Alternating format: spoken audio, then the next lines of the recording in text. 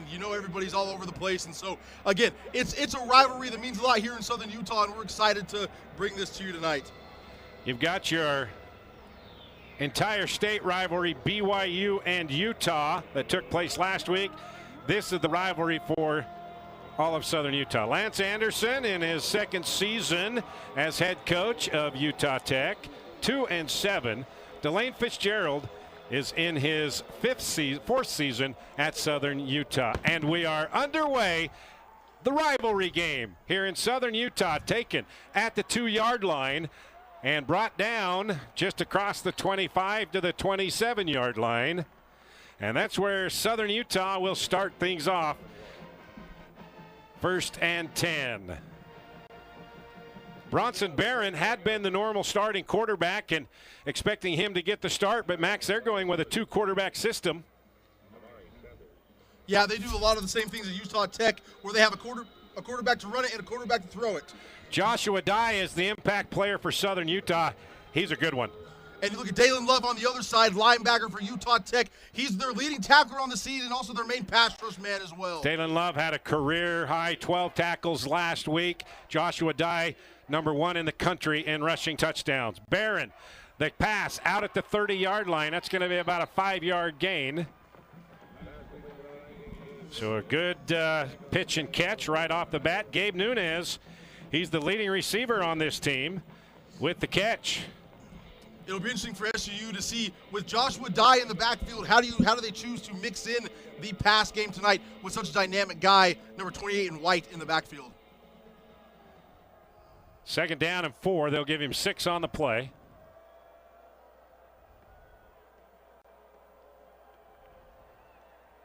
Hand off to Dye. And he's stuffed, and he's going to be short of the 1st down marker by about 1.5 yards. So that's the key right there, is to not let Joshua Dye get past the line of scrimmage and bottle him up before you get ahead of steam. Those are the kind of runs, if you're the Trailblazers, that you want to limit him to. Leighton Tonavasa and Marley Sagapolu on the tackle for Utah Tech.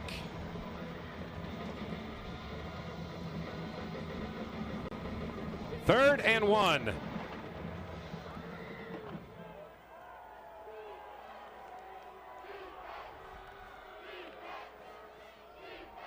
Dye has it, and he's stuffed right at the line of scrimmage, but they're going to give him 1 yard, and that's a 1st down. So the first 3rd down conversion of the ball game goes to Southern Utah. We'll see if Utah Tech can get off the field tonight on 3rd downs. That's going to be a big key to this game, especially with the dynamic run game that SUU has. So the key is going to be those big guys inside. As you said, Leighton Tonavasa, Marley Sagapolu, the 2 big men up front for Utah Tech.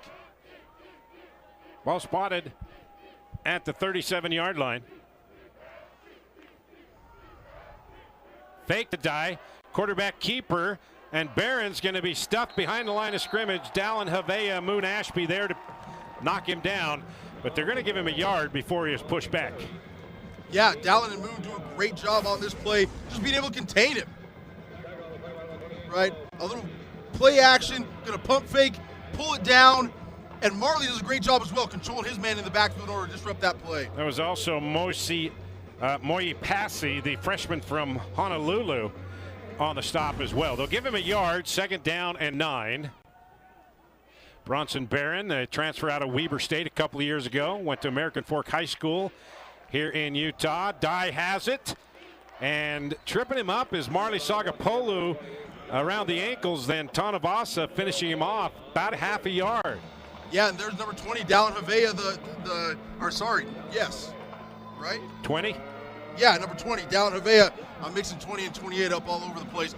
In there, so with the shoestring tackle as well coming off the edge. Right there, getting him around the ankles. Last week against Abilene Christian, Joshua Dye was bottled up for 43 yards in the 1st half, but he exploded in the 2nd half.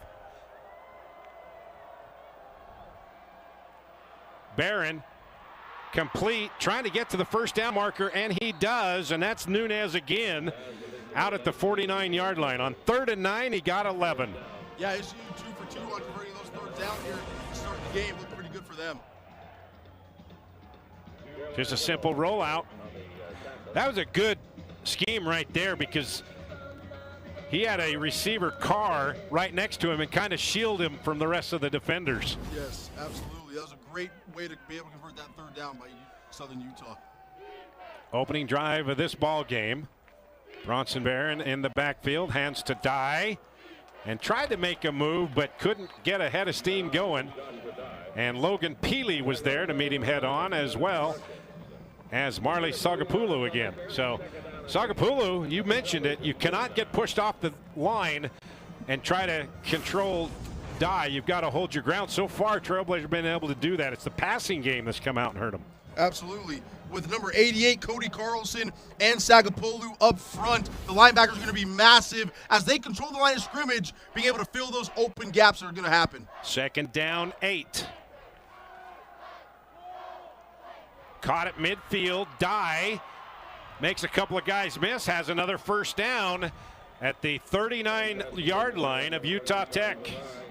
We've seen it time and time again this season. That's where he's most dynamic, in the open field, being able to make guys miss and do some action. That's only his 4th reception of the season. Well, they have need to throw to him a lot. Just hand it off to him and make it easy. So it's 1st and 10 at the 39-yard line of Utah Tech. Nunez in motion, Barron to throw. Wanted to go down the sideline. He's got Nunez again. I think someone probably ought to get on Nunez because he's made all the catches but the one out of the backfield to Dye. We might have found the favorite target for Barron tonight, number 19 in white. He's been his favorite target all year long, had 39 receptions to lead the T-Birds coming in. I don't think this is what Utah Tech had in mind when they did their game planning against Southern Utah. 1st and 10, 27-yard line. Dye gets into the second level at the 20-yard line, 7-yard pickup. Now that time he found some space. Yeah, that was a pretty good scheme by SUU. You watch on this replay, number 51, the center, Ed Riley, able to pull around and get a key block for the T-Birds. There's not a lot of centers in the country that can get out on a pull. So when you have that in an offensive lineman, you want to be able to take advantage. Last year, Trailblazers scored quickly. 2 touchdowns, took a 14-0 lead. Different story here. There's Dye trying to get the edge. He does. He could go, and he does. Joshua Dye, his 16th touchdown, leading the country, and it's a 6-0 lead. Another good design on this run play by the Trailblazers. They're just going to get out and pull a guard around. Right here, number 79 going to come get a piece of Peely right there. That's all they need. Everybody else is already blocked up. Walk-in touchdown for SUU. That was Jeremiah Perkins, the guard, pulling. And then also, I think that was Shane Carr doing a nice job, the receiver blocking downfield. So opening drive touchdown, and the T-Birds are going for 2, Max. Oh, wait a second. They say he stepped out of bounds. It wasn't a touchdown. So it's 1st and goal. And here comes Will Burns, and he's going to have a touchdown. So now Will Burns picks up his 4th rushing touchdown of the season, and now it's officially a 6-0 game. I did not see them call Dye out of bounds at the 3-yard line, but that's what it was, and Will Burns said thank you very much. No, actually, that was the 2-point conversion. Where they set up the markers. I apologize. It's an 8-0 lead for Southern Utah. Be right back. Now, Joshua Dye with his 16th touchdown on the ground this year, leading the nation. And then a 2-point conversion, an 8-0 lead. And the kick to the Trailblazers in the end zone will be 1st and 10 out at the 25-yard line for Utah Tech. Bronson Barban, not to be confused with Bronson Barron of Southern Utah. He'll be the starting quarterback of the impact. Players for Utah Tech offense is Eric Olson, Eric, the last 3 games, had a couple of touchdowns and 150 yards passing, receiving. And Lando Brown, he's the guy that top 10 in sacks. He has 8 sacks on the year. Barban to throw, picked off on the first play from scrimmage, and the T-Birds are in control of this rivalry game. DB number 20, Mikey Allen. He had a pick 6 last week against Abilene Christian. Well, starting the game off pretty good on defense for the Trailblazers right here. You see a simple 3-step drop for Barban, drops back and just underthrew it. And the DB was right there step for step with the wide receiver. And he was too late on the pass, too. So if you're a defensive back, that's about as easy as it gets. And that's Mikey Allen's second pick of the season. Back-to-back weeks. Last week, he returned one over 30 yards for a touchdown. Now, Southern Utah, their defensive coordinator was John Kelling, but then before last week, Shea McClure joined in and was co-coordinator with Kelling, and this defense has been getting it done. Barron wants to go deep, but it's incomplete. Over the head, almost picked off. Jeremiah Jamo's been battling some injuries. I didn't think he had any chance for that. He almost one-handed it. Yeah, just off the hands of number 0, Jeremiah Jamo. What a game breaker that would have been. So, go interception for interception, but the Trailblazers have started, the Thunderbirds have started this game throwing the ball much more than we ever anticipated. Barron has 11 touchdowns, only 3 interceptions on the year. Got a 2nd and 10 coming up after the interception at the Utah Tech 44. Quick pass out to Carr, misfires. Bring up 3rd and long. Well, that's the first thing that hasn't gone Southern Utah's way so far here in the first quarter. And we'll see the Trailblazers, again, top 20 in the nation in sacks. Number 20, Dallin Havea, is going to line up at the top of the screen, see if they can get after Bronson Barron off of his blind side. We'll see what the defense can scheme up to try in this 3rd and long to get after the quarterback. Trailblazers could not get off the field against Tarleton State, trying to get off here on 3rd and long. T-Birds 2 for 2 in 3rd down conversions on that previous drive. Braden Whistler in motion. Barron, here comes the pressure, gets away, trying to get to the 1st down marker and gets blasted about 2 yards shy. And that was Jace Sweeten who made the tackle there. Sweeten, sophomore from St. George here, Crimson Cliffs High School. So it's going to bring up 4th down and 2, and kind of in no man's land. Not going to kick a field goal, Max. They're going to go for it. Well, I think it's going to be 4th down, 4th and go for it early and often in this game, with it being a rivalry. Why not? Southern Utah, they're 13 for 13 on 4th down conversions. And it's going to be close, right at the marker. Now they're 14 for 14 on the year on 4th down. Wow. That's an incredible stat. Yeah, yes, it is, especially with the number of 4th down conversions that happen these days and attempts that happen these days as well across college and the NFL. Didn't get much, but he didn't need much. Needed 2 and picked up about 2.5. So again, Trailblazers cannot get off the field. And a fresh set of downs for Southern Utah, already on top, 8-0.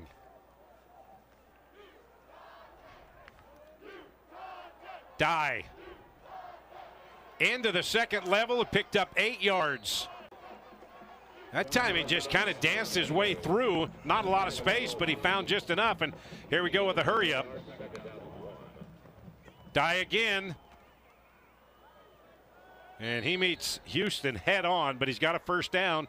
Move the chains. And you have Joshua Dye this season averaging 6.8 yards a touch. I don't know what he's averaging right now in the game, but it's got 5 yards a touch. Yeah, so he's getting up there already to his season average on what he's averaging per touch per game. He already has 45 yards on the ground, and we just played over half of a quarter. He averages 137 yards per contest. That's 2nd best in the FCS. Fake to him, going and incomplete. The receiver got tangled up with the defender, and I think that was Dewan Robinson, the defending that play for the Trailblazers. And that was number 4, right? Yes. That was Will Burns, if that was a quarterback. Because you can't have two of the same name on same number on offense, so that was Will Burns. Joshua Dye almost slipped the tackle, but bringing him down at the last moment was number 23 for Utah Tech, and that was River Moore. Ed Riley, number 51 in white, getting out on the pull again from his center position, and Joshua Dye just attaches himself to his hip for that run. Big third down play for the Trailblazers right here to try and get a stop in the red zone. Both receivers out to the right. Trailblazers showing blitz from the left side. And here they come. Dye right in the middle. Gets away from one Trailblazer, but he cannot get away from a couple other guys. That was Brandon Jackson who made first contact, and then Moyi Passy finishing him off, and that will force a field goal. So a good stop by the Trailblazer defense after a turnover on the first play from scrimmage. Yeah, big number 90, Brandon Jackson, did a great job of just being disruptive. Even though he missed the tackle, be disruptive, create some stoppage in the backfield, and have your buddies come and clean it up for you. Jaden Rogers, 5 for 8 field goal attempts this year. This is a 35-yarder, and it hits the post and goes through. I think it hit both posts. I think it bounced. A double doink? I think it's a double doink. It bounced off the left, hit the right, and still went in. Well, that's when you know it's your night. 11-0 Southern Utah here in the first quarter. Wow. That's how you know it's your night. That is how you know it's your night. Sorry, Chris Collinsworth. We had to steal that from you. Ball taken a yard deep by Shamar Garrett. And he goes nowhere. Dropped down at the 16-yard line. Great coverage by Southern Utah. And right now, all the energy belonging to the T-Birds, no energy whatsoever in this building for Utah Tech. And that was Talmadge Brown, the backup running back, with a big hit. So not very good field position for Utah Tech, and they've had it for a matter of seconds. One play and an interception. Time of possession, 10 minutes and 17 seconds. Southern Utah, 11 seconds for Utah Tech. Asa Chapman, he gets into the second level. Out to the 28-yard line, make it the 29-yard line. That's going to be almost an 8-yard gain. Actually, 24-yard line. And on a pretty good play, the Trailblazers going to go hurry up here. Little flare out to Chapman, breaks through one tackle, and he's right at the line to gain. They're going to give it to him out just beyond the 26-yard line. So there's your first completion from Bronson Barbin, a redshirt freshman from Dixie High School here in St. George. And for Barbin, missed a couple of games with injury, averaging 153 yards, 4 touchdowns, 5 interceptions, 56% completion percentage. That's Shamar Garrett, number 4, coming over to the left side. Chris Street with the carry. Fights his way out across the 31, 4-yard pickup. It looks like the Trailblazers want to establish some work on the ground as well, kind of like SUU to be, and that's how you get an offense going. That's how you get the offensive line involved in the game, gives the quarterback a little bit more confidence, get your offenses rolling. You also see that the defensive line for SUU is not as big or stout as other defensive lines that they've played this season. And the Trailblazers, for that reason, felt like they could be able to run the ball tonight. Here comes the blitz. And the coaching staff wanted a holding call as they felt like Eric Olson was being held. And he's going over to the official and said, man, I was being held. And the pass falls incomplete. 3rd and 6 coming up. Trailblazers' third down conversion rate only 39%. That's got to step up if they want to stay on the field and have more snaps and a chance to put points on the board. And finishing for the Trailblazers, one of the keys of the game for these guys. Four-man rush. Caught right at the marker. Eric Olson's going to be a half-yard shy. He was right at the line to gain, then they pushed him back. That's a good defensive job on the coverage there. And now what do? Fourth and about a half a yard. They're going for it.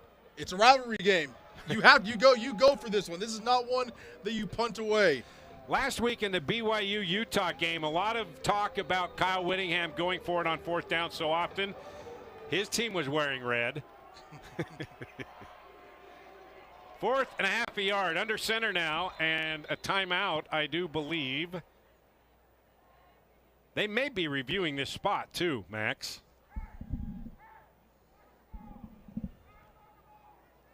Yeah, it was pretty close on the initial spot, and it's pretty. I mean, you're a yard to a half yard short right now. Well, Delane Fitzgerald is all the way out on the field on the far sideline, so obviously he is thinking about something. During the previous play, the clock did not run. Please set the game clock to 2:09. Okay, it's a clock issue. It did not run. It was not running, so they have to reset it. Thank you. So it went from 2:55 to 2:09. So here we go again. Barban under center, tight formation on the left. Fourth and a half a yard. Big play here in the first quarter. Barban's got the first down. Gutsy call, but I guess if you go by the analytics, Max, that's kind of the in thing now, and says to go for it. Which I love it. Give your offense a chance to stay out on the field. And it looks like the Trailblazers are going to make a little bit of a quarterback change. We might see Reggie Graff here tonight for the first time. Yeah, Reggie Graff now in the ball game. He is the the leading rusher on this team. And you know Southern Utah saying, hey, watch the roll right, roll left for Reggie. And Reggie's got it rolling left, and he has a couple of yards to the 40. That's it.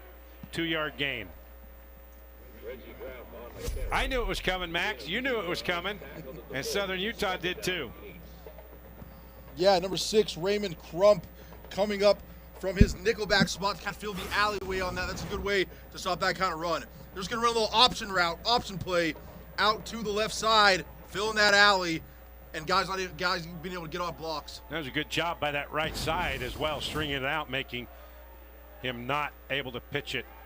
And now Reggie Graff is hit as he throws, and it's incomplete. Big time pressure there by Josh Dunn. Yeah, and Reggie Graff came up limping a little bit after that hit. Big time play, big time hit. And he comes out. Barban comes back in. Another big third down for the Trailblazers in order to just keep this drive alive. Trailblazers 0 for 1 on third down. They are 1 for 1 on fourth. Third down and 8.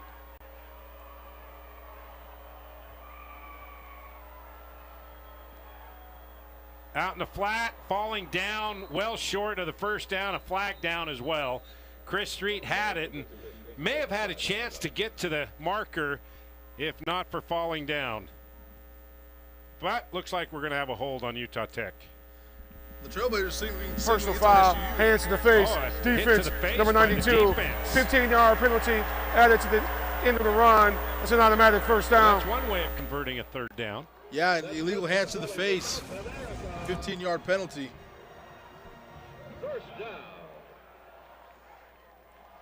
No, I didn't see it. It was on Crowley, number 74 for Utah Tech.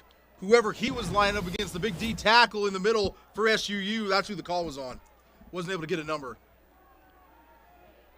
So Utah Tech in Southern Utah territory. Reggie Graff, roll right, run right. Picks up a yard, maybe 2, that's it. Under 30 seconds to play here in the first quarter.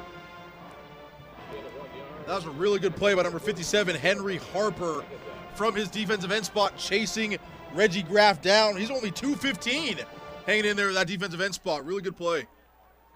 Bountiful High School product. Short gain to the 40, a couple yards. Gonna have another third down when we come back in the second quarter. So the first quarter belonged to the team 50 miles to the north of us, Southern Utah. We head to the second, 11-0 T-Birds. New fireworks show, new show around college football. All the teams are doing it. So Trailblazers have another 3rd and long coming up. They're 0 for 1 on 3rd down. 3rd and 7 at the Southern Utah 40-yard line. Asa Chapman flanked to the right of Barbin. Here comes the pressure. Barbin goes down at the 47-yard line, and that is the first sack of the ball game. That is Lando Brown, his 9th sack of the season. Came into tonight, number 3 in the country, and getting to the quarterback. Only 5'11", 215, but watch this move at the top. Just dip right under, a little rip, and Bronson Barbin going down for the sack. He just bull rushed and did the swim move around Nolan Reynolds, and not much reaction there. Trailblazers, they were top 10 in the country, only giving up 6 sacks, and that's one right there to Lando Brown. The kick by Ryan Marks is perfect, but his coverage team could not locate the football. They had it right there.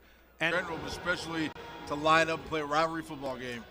11-0 Southern Utah with the lead. They scored on their first 2 possessions. They've got it again here. Hand off to Braden Whistler around the left side. Out to the 24-yard line. Moon Ashby making the stop. Now Braden Whistler, he transferred from the University of Utah a few years ago. He has been riddled with injuries and just kept fighting his way back, and he's been a major part of this Southern Utah Tech offense for the last 3 seasons. You had to go against him a couple of years ago, and he was the main guy. Absolutely. 5'8", 192 pounds, fast. Rod, very fast. 2nd and 6. Will Burns in at quarterback, got his tight end, got a first down and more. Out near the 45-yard line goes Hayden George, his 8th reception of the season. And that's one thing Delane Fitzgerald wanted to see more of, is Will Burns, the running quarterback, completing some passes, and we have an injured Trailblazer out at the 46-yard line. We'll take a break, check on the injured Trailblazer. 11-0 Southern Utah. Combination that has not been seen this year on the defensive side of the football. Yeah. 1st and 10. Burns. Leighton Tonavasa tracks him down for about a 5-yard gain. 2nd and 5 coming up. And Burns is taking every snap at quarterback on this drive thus far. Well, that's what Coach Fitzgerald wants to do. He wants to rotate. He has a lot of confidence in Burns. 6'4", 215-pound sophomore out of Mission Viejo, California.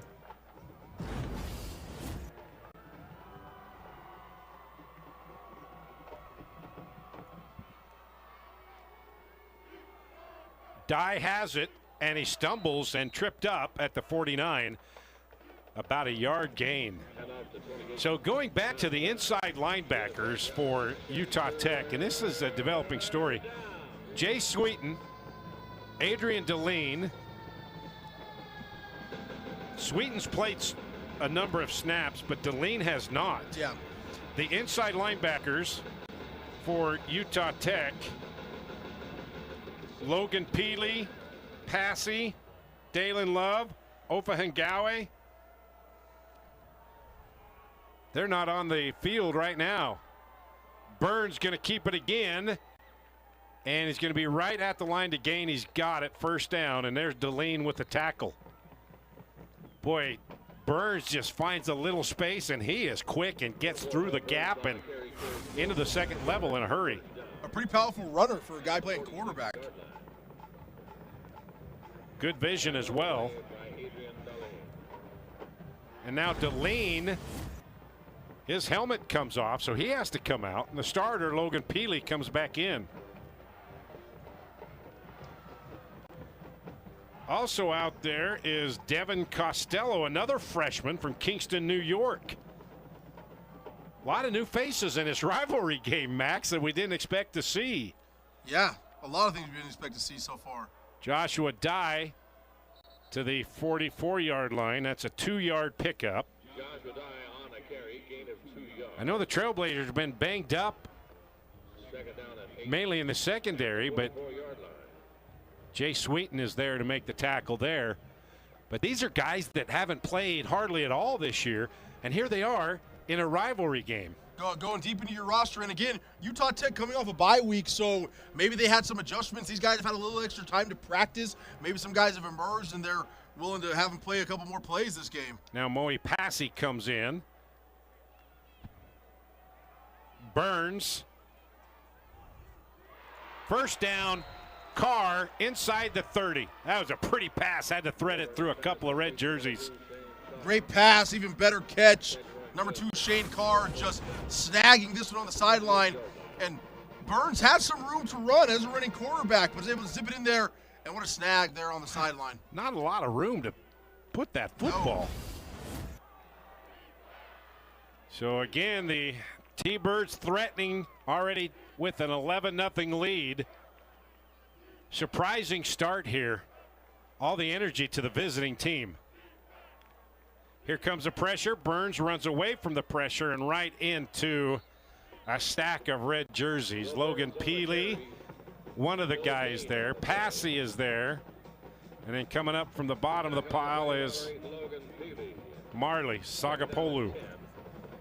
No gain on the play. Second down and 10. This is a big drive in this game in general. A big drive for Southern Utah because they want to be able to put this in the end zone, create an 18-0 cushion lead. And the Trailblazers have had a bend don't break defense all season long. Let's see if they can hold them to a field goal in the red zone.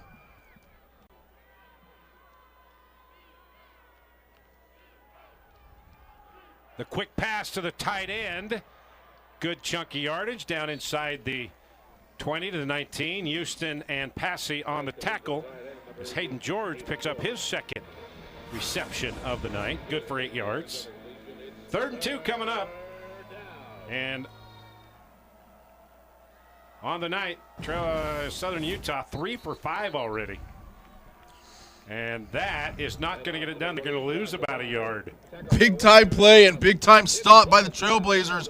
Joshua Dye broke about 3 different tackles on that play before he was able to be brought to the ground.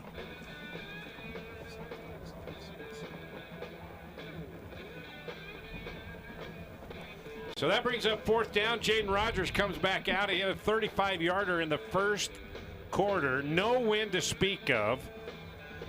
This is going to be a 38-yarder. From this distance, he is 1 of 3 on the year. Coming in. And that is no good. Low and left. So Utah Tech survives on a missed field goal attempt with 8:02 remaining. Timeout. Trailblazers get it back when we come back. Live here, Max. I didn't know we had a green screen that big, Rod. Barbin, quick pitch out to his receiver from the backfield, Asa Chapman. And going to pick up a couple out to 24. They'll give him 3. 2nd down and 7 coming up. We'll see what the Trailblazers can do on offense here. You see they have a lot of motion happening in the backfield. Going to swing Asa Chapman out to the right side of the formation, get some yardage. Do the Trailblazers have to move guys around a ton in order to create that offense? And some easy throws and catches, too. Absolutely. To get Barbin in a little bit of a rhythm. This one on the end around and close to a first down. He's going to have the first down. Across the 35, out to the 38-yard line. And that's Jakeo Mitchell with the big run. That's his first rushing attempt of the season. And as we just barely talked about, you can see that was another motion into the backfield, handed off, a little fly sweep, see if they can get something going. Jakeo Mitchell only has 3 receptions this year, sophomore out of Del City, Oklahoma, but went to Dixie High School here and then Utah State and transferred. So 1st and 10, Barbin on the screen. Chapman gets away from the initial pressure and dropped at the 40, only a 2-yard gain. Had a convoy out in front of him. They just couldn't make clean blocks. Yeah, really good job by the DB coming up from his spot. Looks like number 38, Tavian Edwards, coming to make that tackle.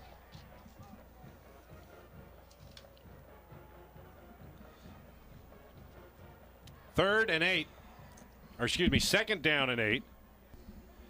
Edwards out of Lehigh, Utah, Skyridge High School product. Fake the end around. Barbin wants to go deep down the middle, throwing into double coverage and overthrows his intended receiver, True Tanner. Good coverage there by Southern Utah. And Mikey Allen was the guy that had the best position. Utah Tech wants to be able to open up this offense by taking down the field shots, but you can't do it into double, triple coverage or when there's great coverage like that on the back end, as Southern Utah just showed. They had been successful taking shots down the field, but it was from the misdirection scheme of things and not a straight shot down the field. So here we go, 3rd and 8. Trailblazers 0 for 2 on 3rd down. Here comes the pressure. Barbin throws across his body, and it's incomplete. Tight coverage there on Daniel Thomason.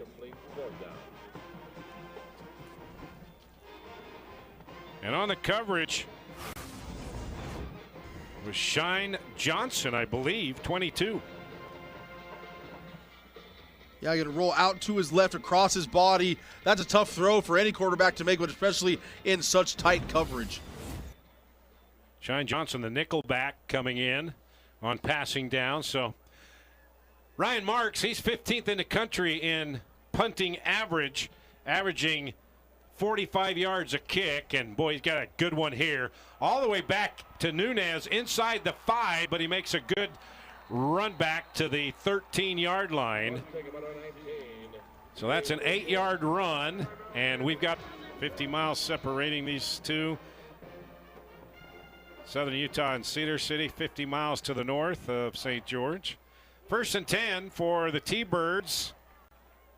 Barron back in at quarterback, misfires. And that is the first attempt for number 14, Jack Fairchild out of Irvine, California. And that is a pretty tough play to defend if you are Utah Tech. Seeing Joshua Dye almost take a handoff, that's where everybody's eyes go, which leaves the play action pretty open for Southern Utah. Joshua Dye stutter steps, and he's got a first down across the 25 to the 27. We got flag at the end of that play, and that was Joshua Dye at his ever-loving best. And you see why all eyes are on him when his hand touches football. But they're walking backwards. When it first happened right at the end by the tackle, I thought it may have been a face mask. But that does not seem to be the case, as Southern Utah already back inside their 10. Here comes a call. Personal foul, illegal blindside block, offense, number 79, have the distance So penalty. that was a blindside block on Perkins. So that will nullify a big first down play by Dye. He's got to be up closer over the 1,000-yard mark. He's got 67 yards today, and he needed 43 yards. Nope, excuse me. He needed 38 yards. So he's up over 1,000 yards for the season. Let's see if we can see it. You see 79 at the 30-yard line. Oh, yeah, he blasted Logan Bealey. Got his money's worth there. 2nd down, 11, Dye. Maybe a half a yard, that's it. Good coverage on the left side of that line for the Trailblazers, and I think that was Passy as well. Moe Passy in on the stop. So here we go, 3rd down and 10. Big play for the Trailblazers defense here. With 5 minutes left in the first half, they can get good field position if they can get off the field after this play. T-Birds 3 for 6 in third downs here in the first half.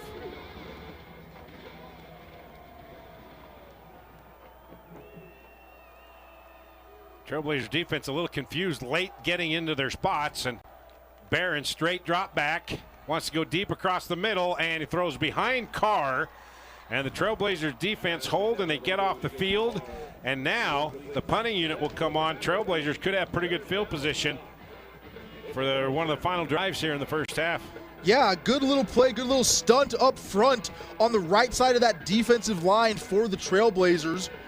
It looked like number 97, Nash Cooper, another freshman. He's played the last couple of games because there's been some players banged up a little bit.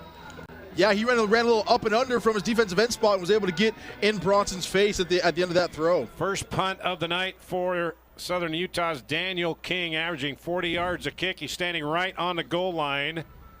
And this is low and could be returnable, but Shamar Garrett lets it bounce, and oh my goodness, what a Southern Utah bounce. It bounced at the 45-yard line and downed at the 18.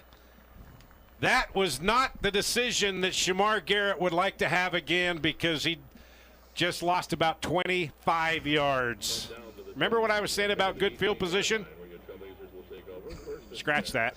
Punters are an intricate part of the football game. Wow. Being able to flip the field like that, that's very impressive. And like you said, took a Southern Utah bounce to the fullest. I think that was a 72-yard punt. Wow. So the Trailblazers, instead of having it up around the 40-yard line, it's 1st and 10 at their own 18. Barban hands off to Chapman. Chapman to the 25. 7-yard run. And that was a little bit of a different run formation than we've seen out of the Trailblazers this season. You had Bronson Barban up under center and Eggett as the fullback in the backfield on a little seal block, trying to pave the way there for Asa Chapman to just come downhill. 68-yard punt officially, his longest of the season by far. Actually, only 1 yard further than his longest punt. Barban finds the edge. He has a first down across the 30 to the 33-yard line. So he has a 67 and now a 68-yard punt, Daniel King. That's pretty impressive. I'll take it. That's when you look at punters, us as football players, we look at punters and we say, okay, you might be one of us. You know, because we don't consider kickers or punters football players until they do something good, right? I didn't say that. I did. His name is Max Christensen, former defensive lineman.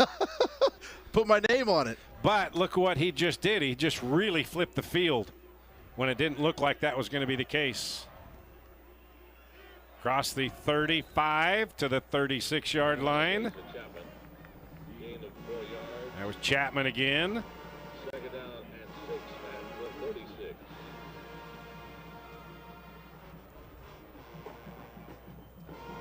Second down and 6 for the Trailblazers, looks like. Each team has all 3 of their timeouts remaining.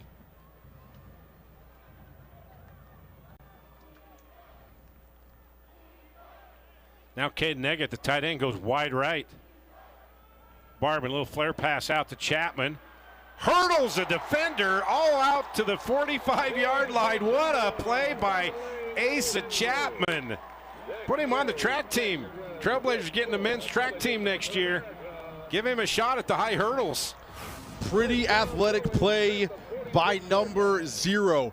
Easy pass, little swing pass out to your right-hand side, and let the guy do the rest. And whoop, up and over. See you later. First down for the Trailblazers.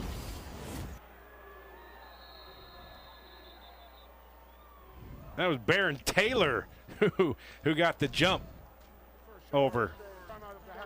We've come to the 2-minute timeout. Trailblazers with the football, trailing Southern Utah 11-0.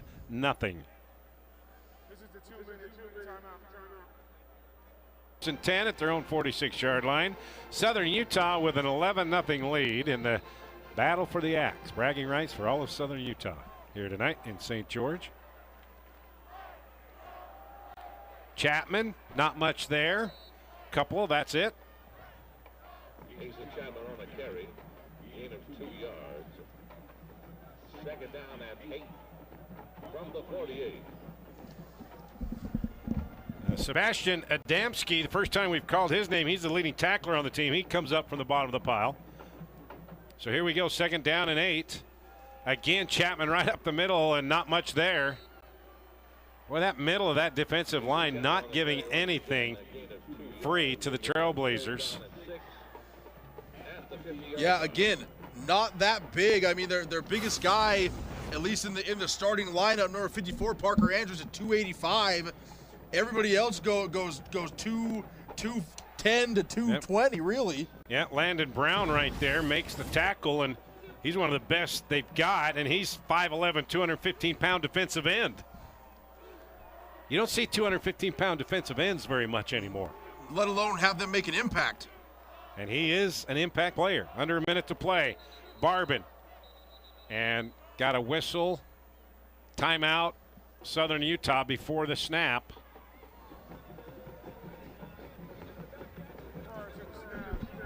Southern Utah takes their first charge. Timeout of the half. Be 30 seconds. So Utah Tech and Southern Utah, there you say Delane Fitzgerald. Coming from Frostburg State. Wherever he's gone, he's had a pretty darn good offense. And his defense had been struggling. But during the bye week before their game last week with Abilene Christian, John Kelling was the sole defensive coordinator, but Shea McClure, who was a linebacker coach, DB's, they kind of moved him into a co-defensive coordinator, and they think like they've made a lot of changes, had adjustments of schemes, and it seemed to be working. Well, last week, they forced 4 turnovers for the Wildcats, 1 a pick 6. That's the difference in the ballgame. And tonight they already have 1, yep, which is also the difference in the game. 3rd and 6, Trailblazers still yet to convert on 3rd down, 0 for 3. Little flare pass to Chapman. He's got a first down inside the 40 down to the 36-yard line of Southern Utah. Trailblazers do have 3 of their timeouts left. And clock will stop momentarily to set the chains. Utah Tech not going to use a timeout. Again, flare pass out to Chapman. Got a good chunk, first down, but flag on the play and probably going to be on Utah Tech. Either a hold or a chop block as a Southern Utah player comes up limping. And that's a good indication that there may have been a chop block. Joe Tongamoa out of San Mateo, California, limping his way off the line of scrimmage. Personal foul, illegal chop block, offense number 50 and 74. It's a 15-yard penalty. That's about the 4th chop block the Trailblazers have had, and that's what comes along when you play 3 freshmen on the defensive line. Yeah, once you get started, you can't stop. Yes, and you get a little bit confused as well. Some guys, you almost don't realize they're engaged with another person. That's what happens when someone's engaged and you go to chop block them. That's one thing that you can't do, especially inside the tackle box. It can get pretty dangerous down there. So instead of 1st and 10 at the 25-yard line, it's 1st and 10 all the way back inside their own territory at their own 49-yard line. 1st and 25. Pass batted up in the air. And fortunate that wasn't picked off, intended for Eric Olson, and he threw it right where 2 white jerseys were as well. Yeah, that was pretty dangerous. That hung in the air for just a second, and you thought maybe they were going to get their hands on that. Yeah, Sean May is one of the guys there, as well as number 38 for Southern Utah, Tavian Edwards. We've called his name a couple of times here in the first half. Yeah, you saw Parker Andrews, number 54, flashing your screen as well, the big D tackle. Again, the biggest guy on this defensive line, a St. George kid from Crimson Cliffs High School. 2nd and 25. Hit as he throws, and Barbin was lucky to get that pass off, and that Henry Harper, that 215-pound defensive end from Bountiful High School, well, he's got some pretty good quicks. I mean, my goodness.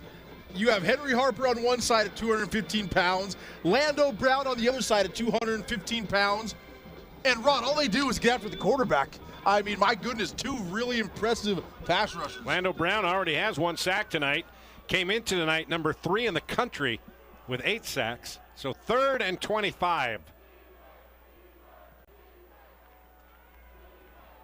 Barben caught, 30-yard line. Eric Olson going to be about 5 yards shy of the first down.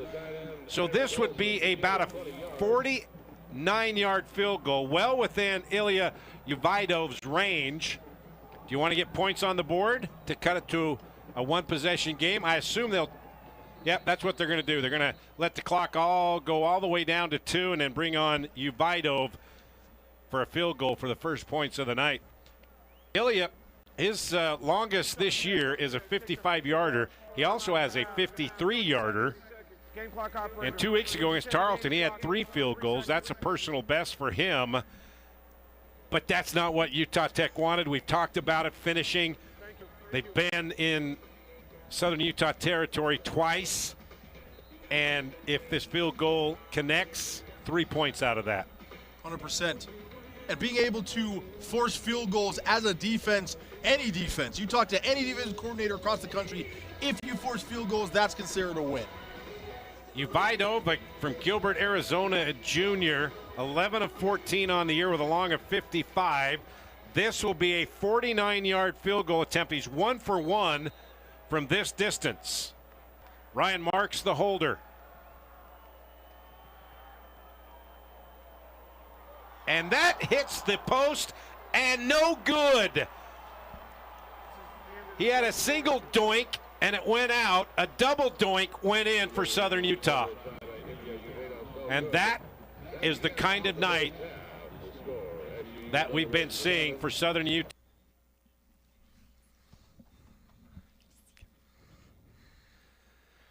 $11-0 Southern Utah with the lead. Trailblazers get it back, and they've been a pretty good team this entire season when they take the opening drive of the third quarter and produce some points. Yes, they're hopefully able to do some good things here to make the game more interesting as we move throughout. But again, another big drive. It was the end of the half and now the beginning of this half where it could determine a lot of what goes on in this game. We saw it a couple weeks ago against Tarleton State when they were here in town. Utah Tech not able to convert in the third quarter, which led to the fourth quarter getting away from them. Bronson Barben trotting back out. He was 8 of 14 in that first half, 59 yards. 1 interception. That was his first pass on the first play from scrimmage. Also sacked 1 time. That's the only sack in the ball game. 1st and 10 at the 25. Chapman's got it around the left side. Asa Chapman, almost a first down. It depends on where they mark it. Needed to get to the 35, and he got right to the 35. First down. Good way to start for Utah Tech. And they get that first down conversion, and in trots Reggie Graff to see if they can be a little bit more dynamic on the offense side of the football. Pasi Fanua, who hasn't had a lot of playing time, the freshman from Harriman, Utah, out in front, leading the way for Chapman. Reggie Graff 0 for 1 throwing in that first half. He hands off right up the middle, and Chapman across midfield, and that's not Chapman. That's Chris Street. All the way into Southern Utah territory at the 47-yard line. And Chris Street 2 weeks ago came in the second half and had some tough runs against Tarleton State, just like that one we saw there. Yeah, Chris Street, the veteran here on the offense, a redshirt senior, more of the bruiser, more of the downhill guy. He's 5'9", 210 pounds, brings a little bit more thump to this offense. Third time tonight, Trailblazers have been in the T-Birds territory. Chapman to the 45, pickup of 3. They'll mark him down at the 44. Running the football entirely here on this drive to start things off, Max. And we thought that this is how they would start the game, with the defense not being as big and bulky as some of the other teams. They thought they might be able to move them off a little bit to eliminate their speed advantage. Absolutely. Trying to get downhill a little bit here, trying to use that offensive line to move the line of scrimmage. Chapman again. Good stop there by the T-Birds. And making the stop that time was Seni Tuiaki, a graduate out of East High School in Salt Lake, transferred from Utah State. So 3rd down and 5. Here we go again. 1 of 5 on 3rd downs. This is the key stat Trailblazers have had trouble upping the last couple of weeks.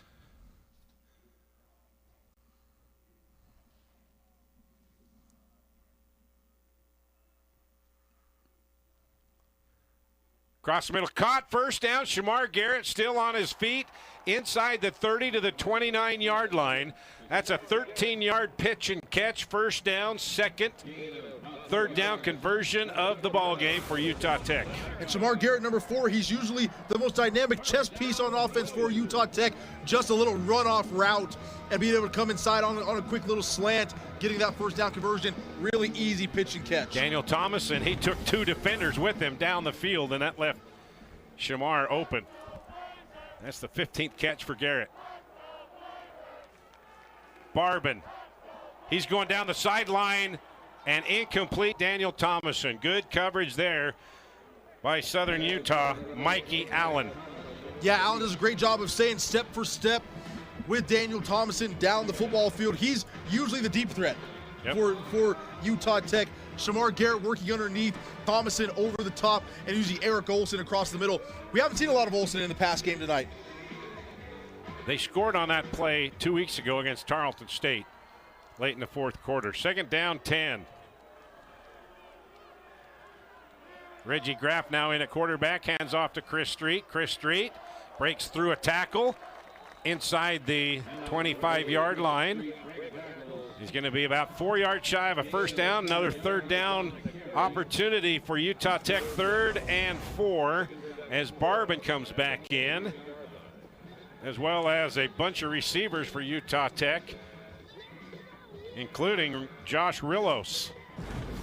And Chris Street, as you can see on that replay, does a pretty good job of avoiding the first guy. Breaking that first tackle requires 2 or 3 guys to bring him down. 3rd and 4.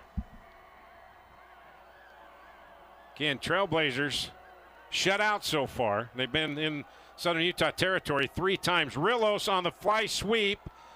Tried to get away from the initial defender and could not do it.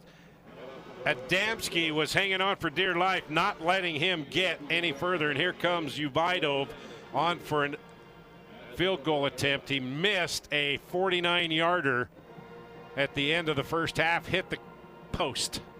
And number 16, Barron Taylor, did a really good job as a DB of filling the alleyway on that jet sweep as well. This is a 39-yard field goal. He's 6 for 7 from this distance. And this one is no good. Hit it again. Unbelievable. Uvidov is one of the more accurate kickers in the conference. And he's come up empty on 2 kicks. Timeout, still 11-0, Southern Utah. All right, back here in St. George, another goalpost doinker hit and miss by Utah Tech. Southern Utah had a double doink go through for 3, and then Uvidov, one of the more reliable kickers in the conference, hit the uprights twice and bounced out. And now Bronson Barron, Carr got it, makes a great move, gets away from a defender all the way out to the 40-yard line. Jeremiah Jamo, I think, whiffed on that tackle attempt right near the line of scrimmage. When you throw a pass like that, that's what you expect from your wide receiver. You make corner miss, and then it's a foot race to wherever you want to go after that. Right there. Oh, that was a great move by Carr. Utah Tech has to be deflated because they had chances to cut this to a 1-possession game and not able to do it. And the defense is just fighting their tails off here. As that's Moyi Passy again, stopping Joshua Dye. Really good play by the inside linebacker, Passy, number 28 in red. Met him one-on-one in the hole, stuck him and brought him down. Not a lot of people this season have been able to do that to Joshua Dye, so good job by Passy there. Now we're seeing the normal contingency of linebackers. Dallin Havea, Logan Peely, Passy, River Moore, which we didn't see at times in the first half. Yeah. 2nd down and 10. No gain on that play. Trailblazers coming with the blitz.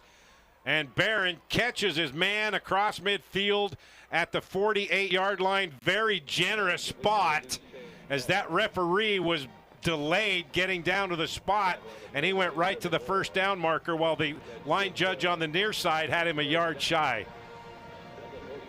Good throw by Barron right there down the middle in a tight window, being able to complete that to his #1 target. So let's see. Nice job by Barron stepping up, and yeah, he was a yard short of that 1st down, but that official was out of position. 1st and 10 at the 48-yard line. Quick hitter, easy pitch and catch. Nunez at the 42-yard line, 6-yard connection. And here we go, Southern Utah methodically making its way down. That's just easy. Yeah. Throw it where nobody's sitting. Really wide open, and I think you said earlier in the broadcast, he's been the leading receiver for this team this season, Gabe Nunez. At 39 catches coming in for nearly 500 yards. One of the best in the conference. 2nd down and 4. Dye. Boy, he's shifty. Justin Houston was hanging on for dear life. Couldn't bring him down. That's a 1st down, Southern Utah. Usually takes 2 or 3 guys, as we talked about in the pregame. Takes 2 or 3 guys in order to bring him down, and it showed right there. First down, SUU. At the 37-yard line.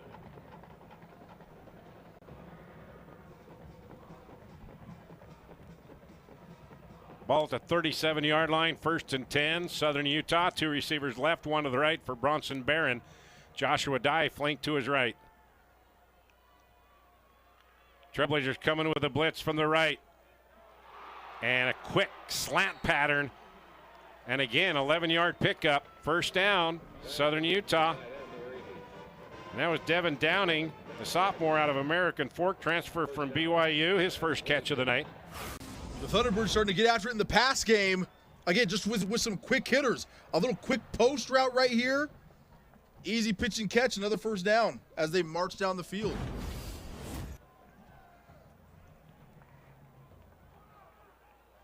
.225 total yards for Southern Utah. They average 425 a game, so they've got the offense, and they're right there. Barron going to the end zone. Nunez, incomplete. Tried to get a little separation from Justin Houston and almost pulled it off. Yeah, Barron had what he wanted, and that's a pretty good play design by the offense in general. You're going to see him look to his right, a little fake, back to his left, and the route takes a little longer to develop, runs it. Open player, just a tick short. 2nd and 10 from the 26-yard line. They're well within Rogers' field goal range. This should be about a 46-yarder. Dye. Oh, what a move to cut it up inside to pick up another 5 or 6 yards. That was either Chesnicka or Peely or Perkins that had the outside, and Joshua Dye just planted that foot and poof. Davea initially does a very good job of setting the edge right there. Yeah, Davea. But then he's able to cut it up again. The guy does a great job of breaking arm tackles and able to cut what should have been a 2-yard loss for a 6-yard gain. 6-yard gain. 3rd down and 4, 3 of 7 on 3rd down for Southern Utah.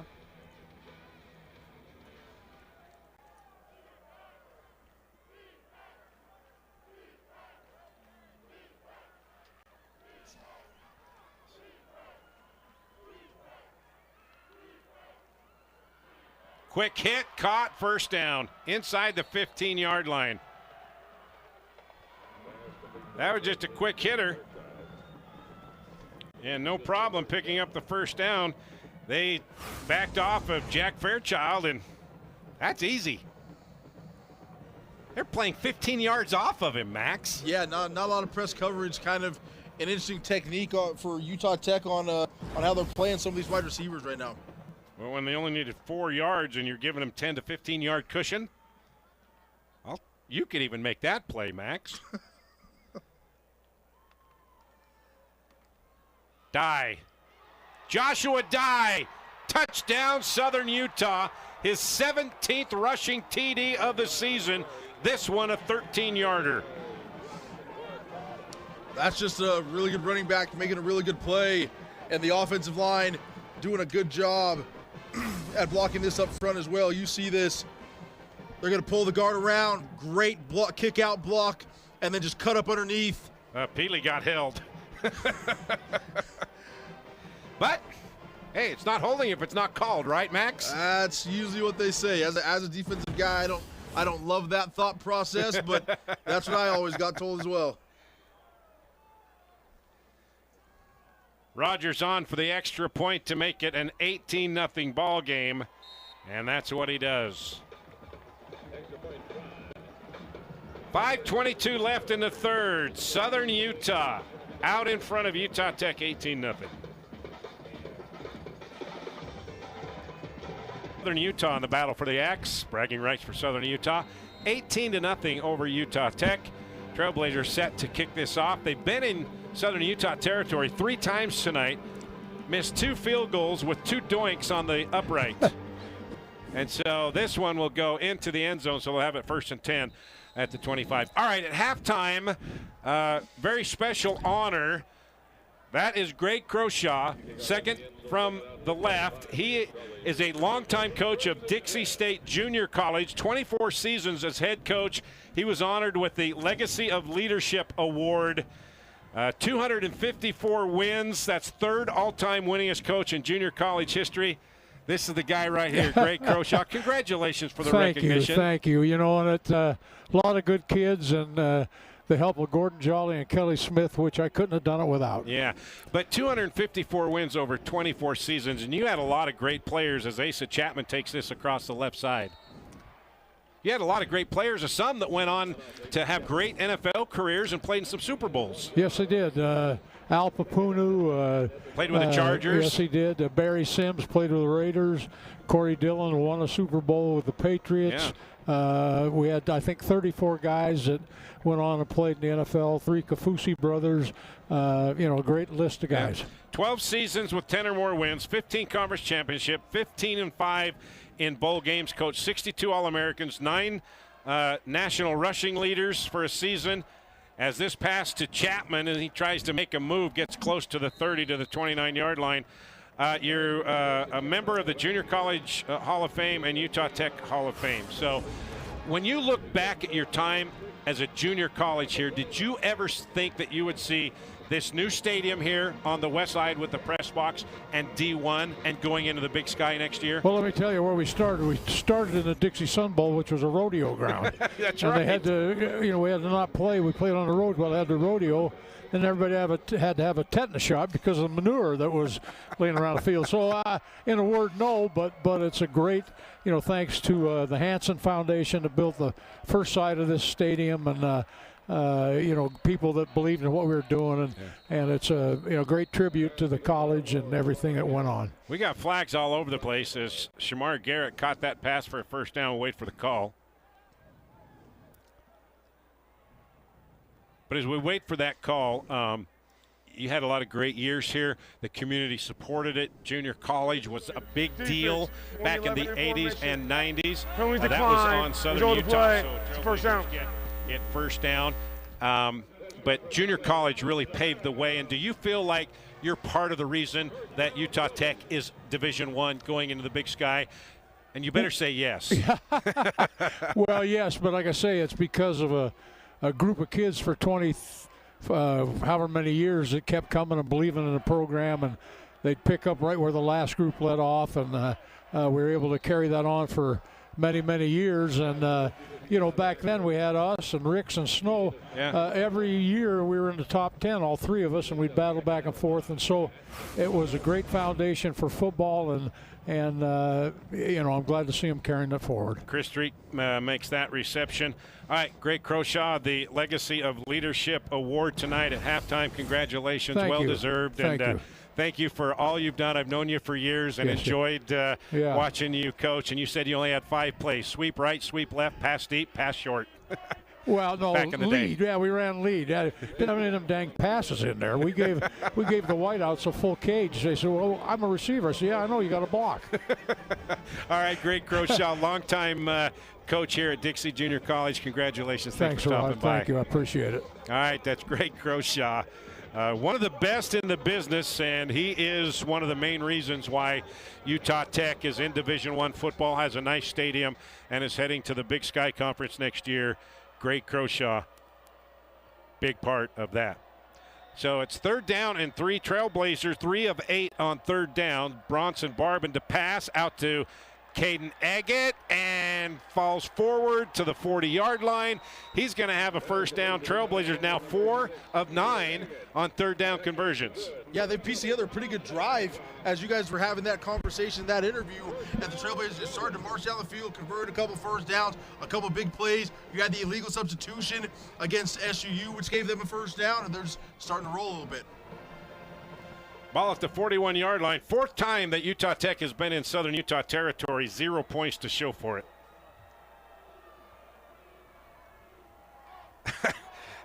They tried to hurdle over about 5 guys at the line of scrimmage, and that is not highly recommended for Asa Chapman. Not a great idea against this defense, especially. Seni Tuiaki right in the middle, big number 55. Does not make the tackle, but massive disruption on that play, along with the St. George kid, number 54, Parker Andrews.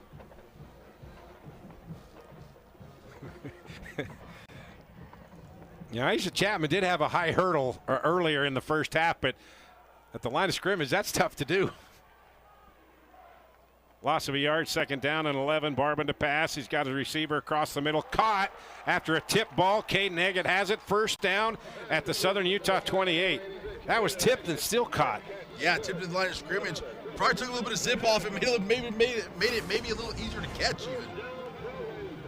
Sometimes those wounded ducks are a little easier to catch. Went right through the hands of linebacker number 53, Mason Stromstad. Stromstad, another one of the studs on this defense for the T-Birds. So 1st and 10 now at the 27-yard line. Chris Street in at running back to the left of Barbin.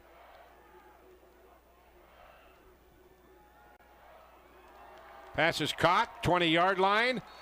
Hanging on for dear life out there at his cornerback position was Tim Christian, the junior from Akron, Ohio. If he would have got loose, he would have gone to pay dirt right there. And that was Daniel Thomason. He was doing everything he could and tried to get away from the grasp of Christian, but couldn't do it. Yeah, they were just waiting for his friends to come help him out. 9-yard pickup. Chris Street trying to get the first down. I don't think he's going to get it. Going to be about a yard shy. Nice job by the defense that time. And coming in is Kavion Hicks, 240-pound junior. And again, you see the big guy in the middle. I've said his name before, 54, Parker Andrews, 6'2", 285. The one guy over 280 pounds on this defensive line. All right, this game has gone quickly. We're in the 4th quarter already. All Southern Utah, they're pitching a shutout, 18-0 over Utah Tech. We're in town. Nice way to start the day. Now the Trailblazers football team trying to make a miraculous rivalry comeback as they trail 18-0, and Reggie Graff now in. 3rd down and 1 inside the 20. And Asa Chapman gets knocked off his feet, but not before he picks up a first down at the 15. That was a good push by that left side of that offensive line by Utah Tech. That was a good push. And it looks like he had a chance to go a little bit more, that he almost didn't get tackled but tripped right there by the O-line. Nolan Reynolds and Pesi Fanua there trying to clear the way for Chapman. He got enough for a first down. 5 of 10 now, 50% in 3rd down conversions for Utah Tech. Reggie Graff, little dump off to Caden Agate. Agate gets hammered and flattened on his back. Wow. That was some big time hitting right there. And Eggett, being the tough guy he is, just pops up. But number Adamski. Yeah. And let's see who else got him. Number 8, Josh Dunn. Just decided to meet right there for a gang tackle and lifted him off the ground. And K Neggett was done. Nice. Choo. Asa Chapman, he is grabbed and pulled back, and that's right. Guess who? Number 7, Lando Brown. He's also 9th in the country coming in tackle for loss. Wow. With 9, he just picked one up there. He just reached around and tried to pull him back. That's some strength right there. And I mean him right there in the hole. 52, Sebastian Adamski again. Been all over the field tonight. Adamski's a 6-foot, 230-pound junior. Savarita, Arizona, Walden Grove High School, and a transfer out of Drake. 2nd down and goal at the 4-yard line. Graff almost intercepted. That was close. And again, that's Mikey Allen, who's had a nose for the football in the defensive secondary. Trailblazers, this is 4-down territory. Trailblazers cannot just get 3 points out of this. No, you got to be able to score on it. So you got 2 downs to get 4 yards. And a 2-point conversion. And try and be able to score and put some momentum in your favor in this game. All right, Trailblazers trying to get in the end zone first time tonight. 3rd and goal from the 4. Barbin back in at quarterback. Chris Street flanked to his right. Now moves in motion.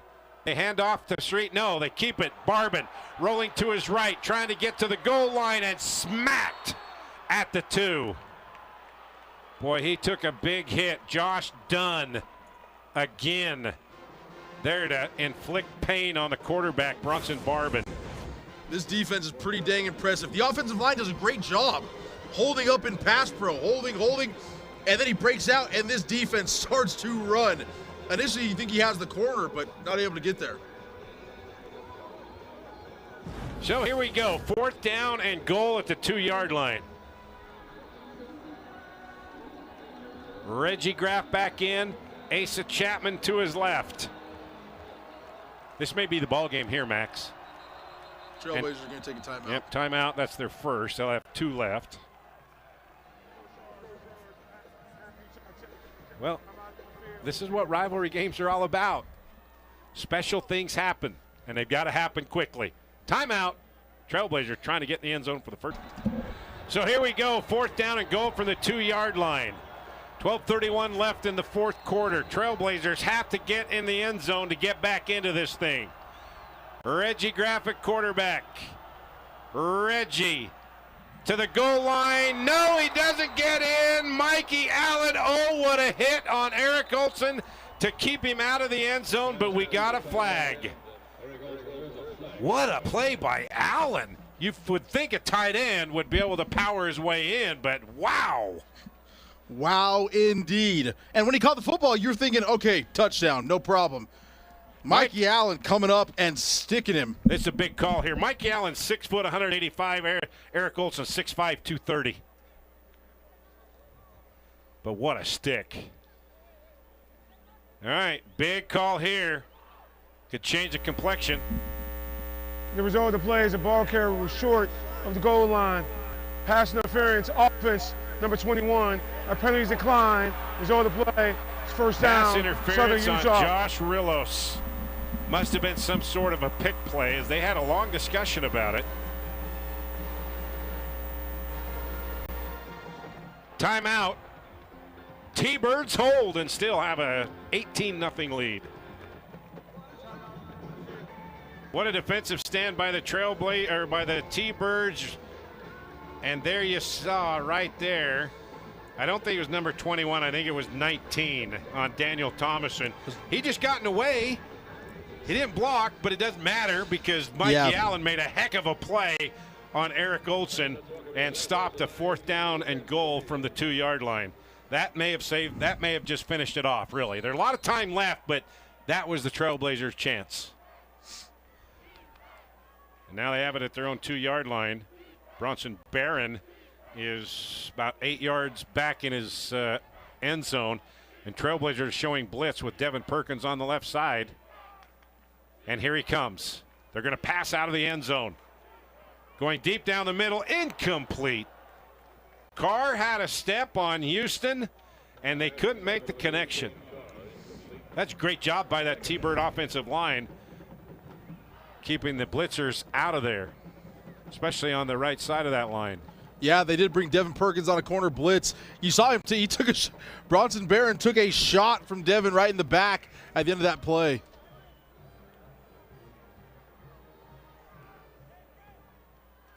Second and 10 from the 2. They give it to Dye. Why not? Get some breathing room out to the 8-yard line.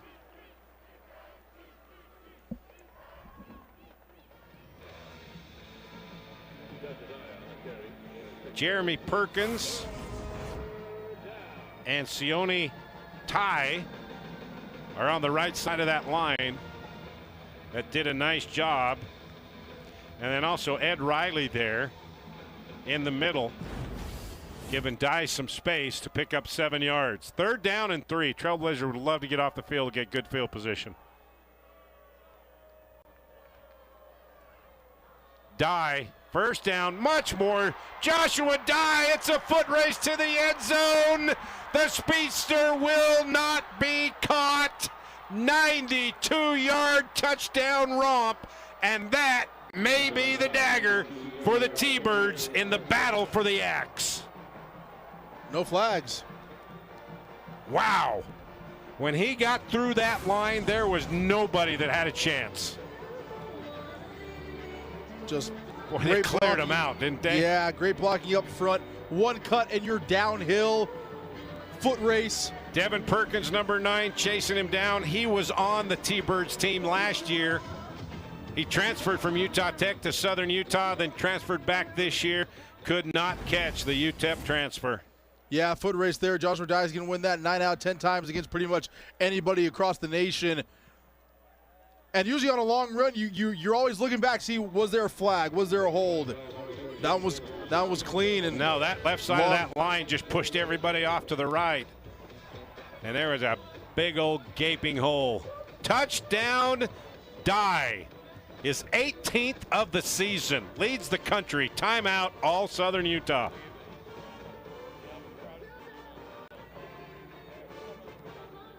And here on the football field, wearing the crown, is one of the top 3 rushers in the nation, Joshua Dye. Not just ran off 92 yards for his 3rd touchdown of the night. He has 190 yards rushing, 8.6 yard per carry. Max. Which is what he's averaging on the season. 6.8.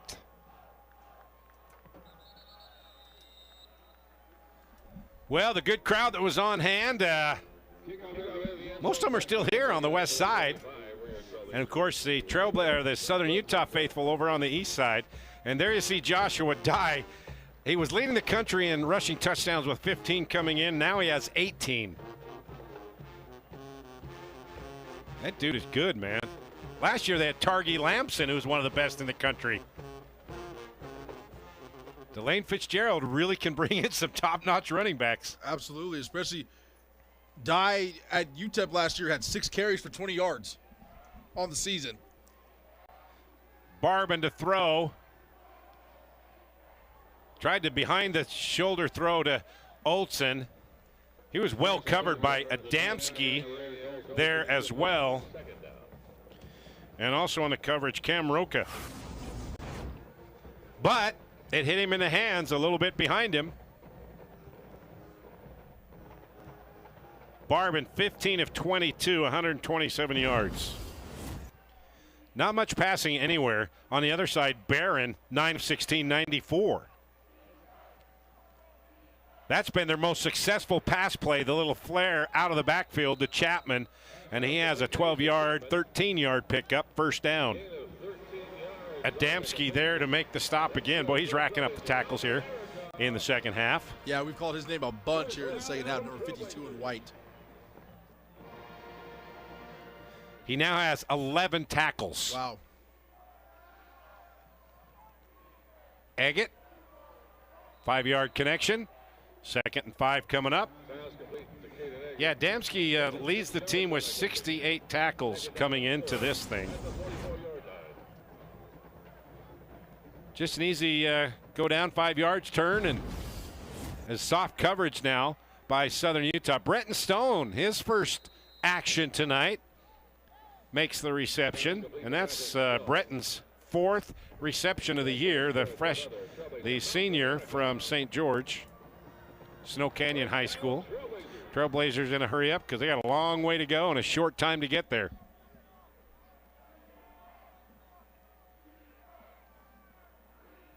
I hear you. Stone out to the 47. 4-yard gain. Second down and 6 at the 47-yard line on the Thunderbirds.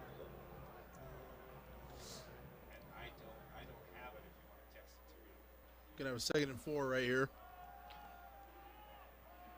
Barbin going down the sideline, just over the outstretched arm of Eric Olson. One of the few down the field shots we've seen from the Trailblazers side on offense. Tavian Edwards called his name a lot, the freshman from Lehigh, Skyridge, Utah, or Skyridge High School. He was on the coverage. And again, props to the O-line. They're doing a good job of sitting there in pass protection, doing what they need to do. The pass just a tick off.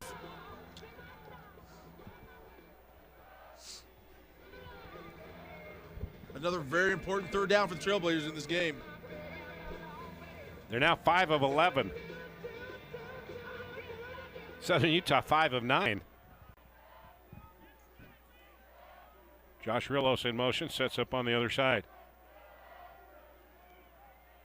Chapman trying to get to the 1st down marker, and I think he's going to be shy.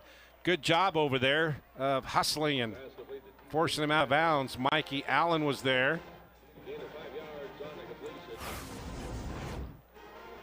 I think Josh Dunn was there as well.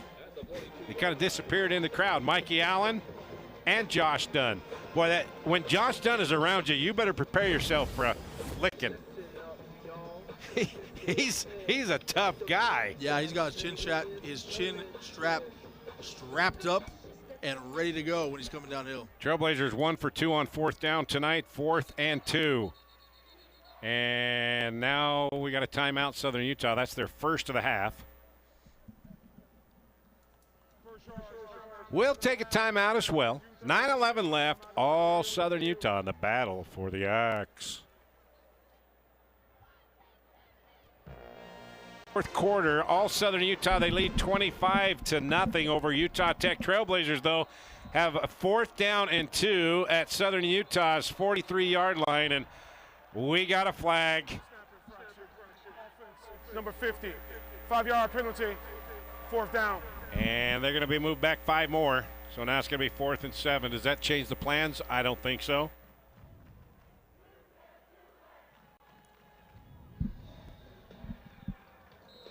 So next week, Trailblazers will host North Alabama, while Southern Utah will host Austin Peay. Right now, it's a final. Austin Peay defeats North Alabama 56-28 today. 4th down and 7.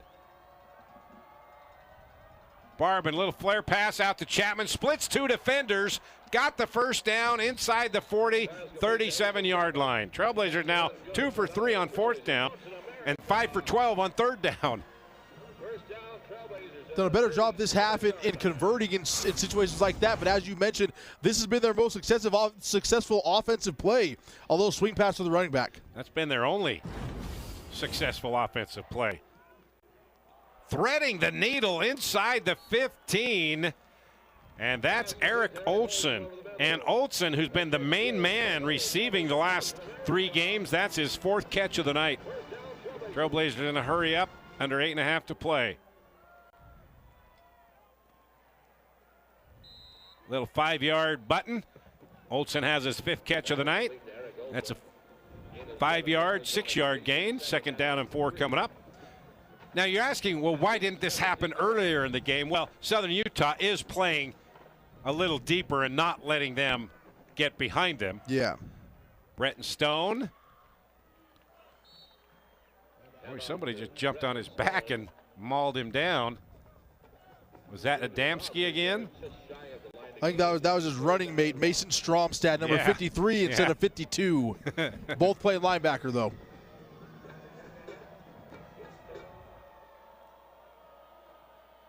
Bretton Stone. First down at the 10-yard line. Well, Trailblazers been down here a couple times.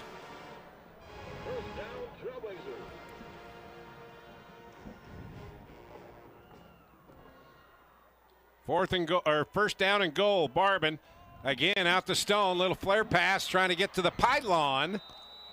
Nice job by Josh Rillos out there on the edge to spring him loose for a few extra yards. Again, finding success in that play over and over and over again. They like this matchup of their running backs against whatever linebackers are supposed to be playing them out of the backfield. Stepped out at the 4, second down and goal. Into the end zone, Bronson Barban, and the Trailblazers finally get in for 6. And that's the type of play they've been hoping for all night long, especially down here in the red area. Just a little zone read for a touchdown. Wait a second. Do we have flags? We have a discussion in the end zone. It looks like there is a flag sitting there in the very back of the end zone. But the Trailblazers are walking off the field. Maybe some sort of post-play penalty of the excessiveness variety. I'm using big words now here late at night. Pretty impressive. I mean, it's still early for you. It's only 8:30. More than 11 in formation. Penalties decline. Result of the play. It's a touchdown. So gonna get him there on illegal substitution again. Yep. This is the second time that's been called on SUU tonight. Well, stranger things have happened in rivalry games. Trailblazers going for 1 instead of 2. This will make it an 18-point ball game. And you want to give yourself a chance, right? So you go for 1. Yeah. You know, it's a 3-possession game no matter what. And Uvidov, after 2 doinkers on the post, finally saw one go through. It's got to be a relief. This could be a completely different ball game, if not just for a couple inches, Max. It would look a little differently, no question. You know, that's the way it goes. Just weird things happen, especially in rivalry games. Jaden Rogers had a double hit off the post and through, and then Uvidov, who's one of the more accurate kickers in the conference, hits the post twice, matter of inches.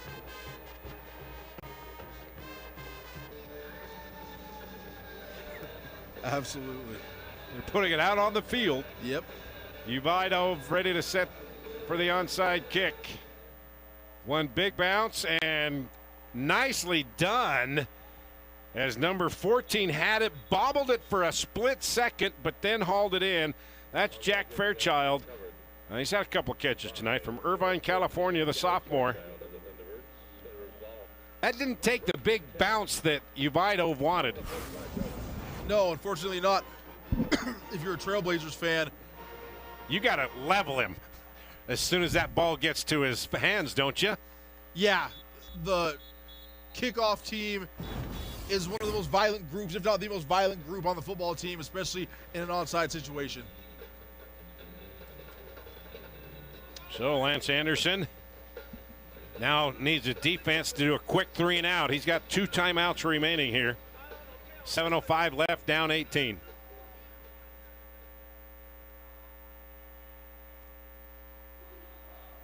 Trailblazers sneaking up. Here they come right up the middle. And they run right into it. But still Joshua Dye is able to keep his feet and bounce outside for nearly 10-yard pickup. Wow. He's over 200 yards rushing. That's going to be close. Going to be 197 yards on the ground. Needs 3 more for 200. Yeah, he just does a great job of kind of finding the holes in the defense. The initial hole he wanted to go through was closed, bouncing to the outside and able to scamper for 8.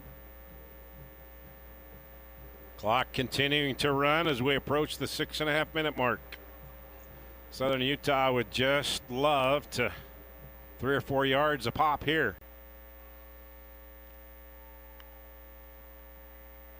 And that's the man to do it. Got 3 or 4 yards a pop right there with a couple of red jerseys on his back. Now he's up over 200.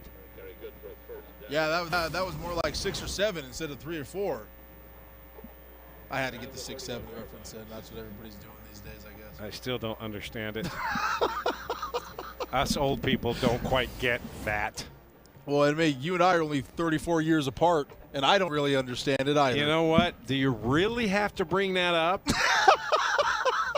You're the one who did the math on that earlier, not me. Well, that was for private consumption.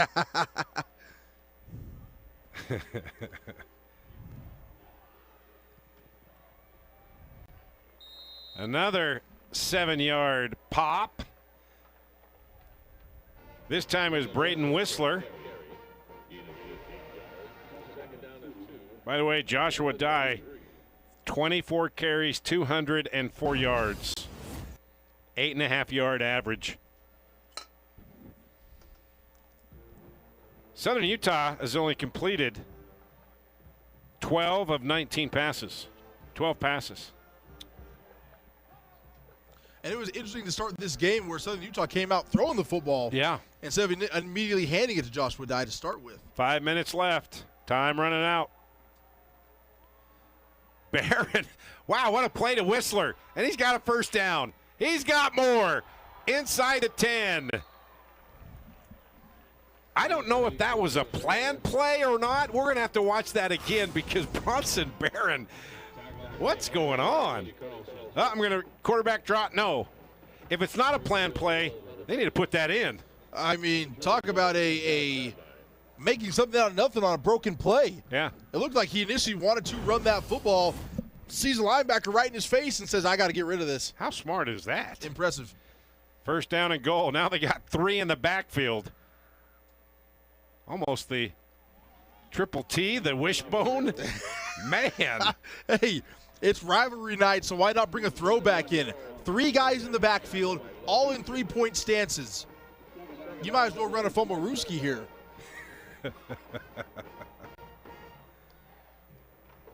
Oh, that would really get this rivalry heated up if they did a Fumblerooski on the 6-yard line.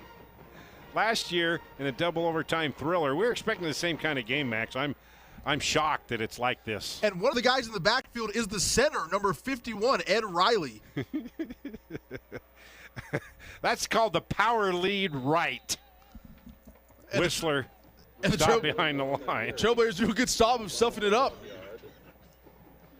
But yeah, so this is SUU's version of 6 offensive linemen in the formation. You see that a lot these days, both in college and in the NFL, adding a 6th offensive lineman onto the football field to try and do a power running game. Remember the old Arkansas, Oklahoma games back in the late 70s? Well, no, you don't, but I do, since you so lovingly brought up the age difference. Absolutely. That Tom Osborne and who?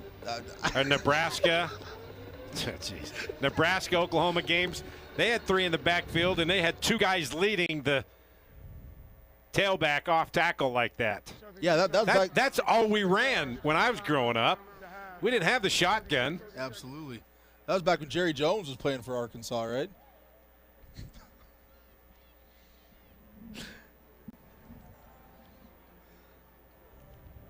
Are you finished? I think I'm done. All right, Southern Utah takes their second time out. Thank you. Oh, man, the good old days of football. Yeah, we didn't even know what the shotgun was. The only team that ran the shotgun back when I was growing up were the Dallas Cowboys, Roger Staubach, when the offensive linemen did their little move, stand up and sit down. Yes, which I do like the nod to those days of football as well. You see some offensive coaches who, throughout they'll reach a point in the season, one play, they'll have their offensive line do that, or you have people line up in the wishbone, or you have to think purely just as that a was nod. college, not the pros. Yes, then, but I was a Pittsburgh Steelers fan, and they loved the pull counter, where they pulled the guard or the thing and did a counter play with Franco and Rocky Blyer, and they crisscrossed the counter play. And here's the same formation once again. And Will Burns is going to run it. And he just runs over a couple of his own guys and the Trailblazers with him. He just ducked his head and went. So that brings up. Just trying to get a hat on a hat. Yep. There on the outside of the formation. So hang on. Do we have a whistle or a timeout? Timeout of the half. Timeout with 2:36. Utah Tech takes it. So that's their second timeout, and they'll have one remaining with 2:42 left, and it's 4th down. Kick a field goal here, or do you try to get it on 4th down and 5 and ice it right here? I go for it. It's rivalry. It's a rivalry game. I go for it. I'm surprised by the number of 4th downs that haven't been gone for in this game. Yeah. So absolutely, I think you fight till the very end. Well, they're bringing in Rodgers for a field goal.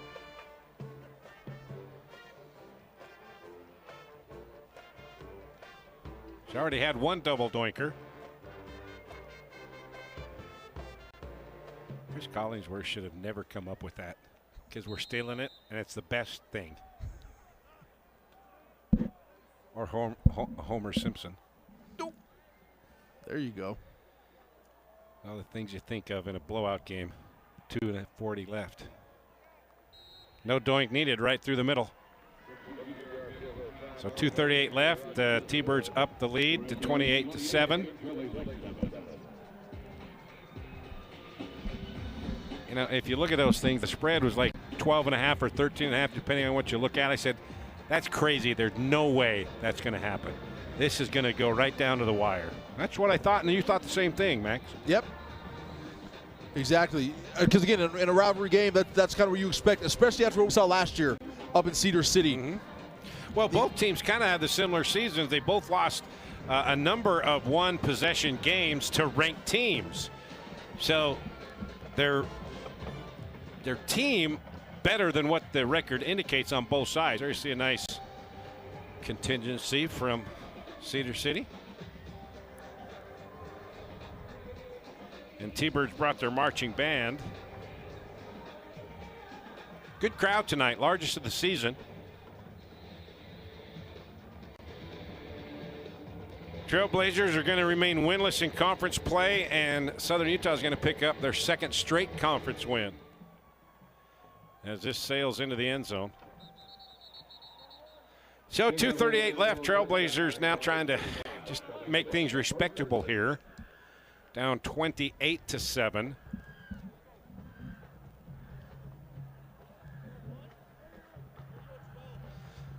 Again, Utah Tech, their third straight home game next week against North Alabama.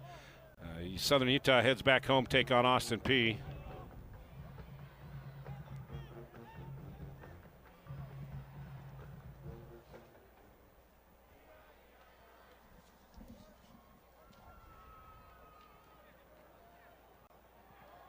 Barron underthrows Eric Olson on the run. And he really had to step up on that pass play with Lando Brown, number 7 for SUU, breathing right down his neck off the right side of the formation, goes around the right tackle and really forces him up into the pocket.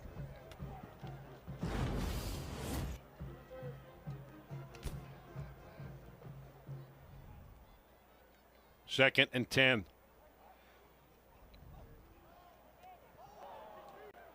True Tanner wasn't looking for that football. Barman wanted to get it around quickly. That was almost the second pick of the night. A little bit of miscommunication for those guys on offense. As you mentioned, his head was just not turned around, and the defender almost looks like the wide receiver on that play.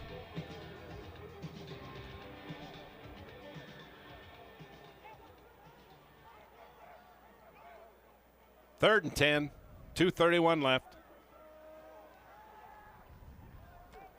Hit immediately, and Talik Brown can't hang on. That was Stromstad.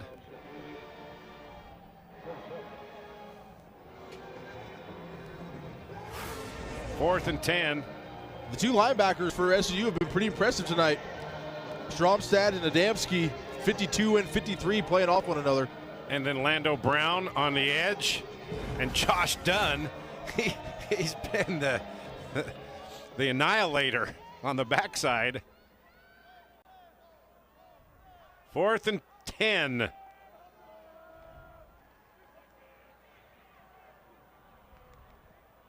Barban back to Brenton Stone. He's got a lot of room. Got a first down on 4th and 10. He picks up 14. Give Bronson Barban a lot of credit because they're only rushing 3 max, and they're getting to the quarterback. A lot of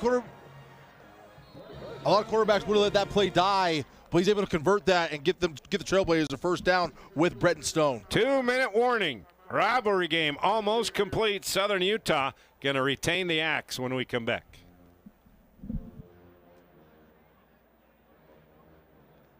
Southern Utah T-Birds are going to take back to Cedar City the axe. Caught at midfield, first down, Eric Olson. Utah Tech had the axe at the end of 2022 when they played twice. You remember that team. I was on that team. Yeah, and they have not, and Southern Utah's had it ever since. Barban's going to run, got some room. Bronson Barban dives across the 35 down to the 34. 14-yard scamper. Trailblazers have 1 timeout left, $1:49 left. Yeah, you're seeing these good pass rushers for SU really starting to tee off now. Like that, Lando Brown, and let's see if this is going. Oh, Chris Street was right there where the ball went right past his foot, and the line judge comes into the head official and said, yep, there's number 3 right there. That's good officiating right there. Absolutely. Lando Brown, man, almost got another sack. That dude is a stud. There's a reason why he's number 3 in the country. When he comes in, he's quick. Yeah. 2nd and 10.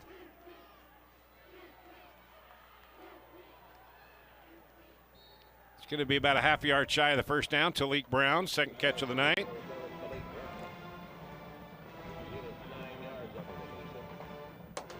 Actually, that's his first catch of the night.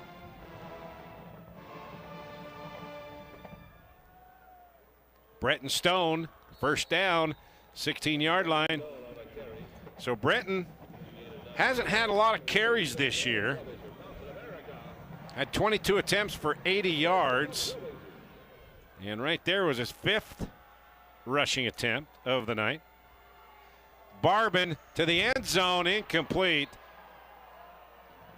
Trying to get it to Eric Olson, but well covered there. Yeah, tried to thread the needle there into Eggett, the tight end, but just was not able to convert. Kind of ended up in double coverage there. Tavian Edwards. He was there again. He's had a good game. Called his name a number of times. 1:08 left. 2nd down and 10.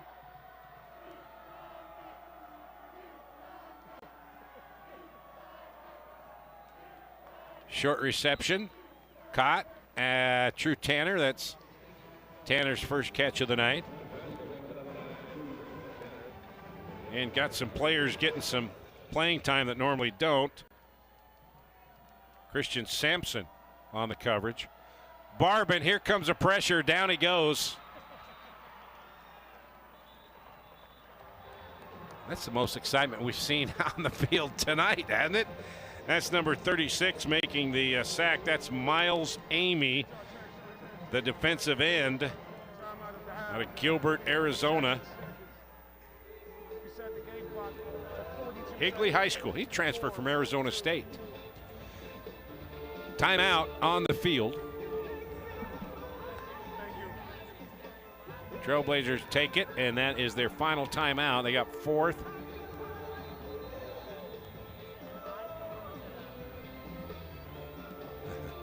Well, the scoreboard says 4th and 44. I don't think that's correct.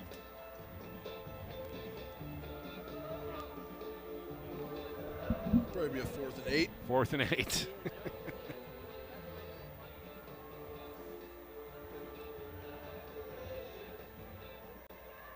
So Chris Street in the backfield, left side of Barban.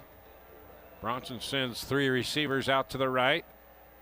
Rillos, Thomason, and Shamar Garrett. That's Garrett in motion.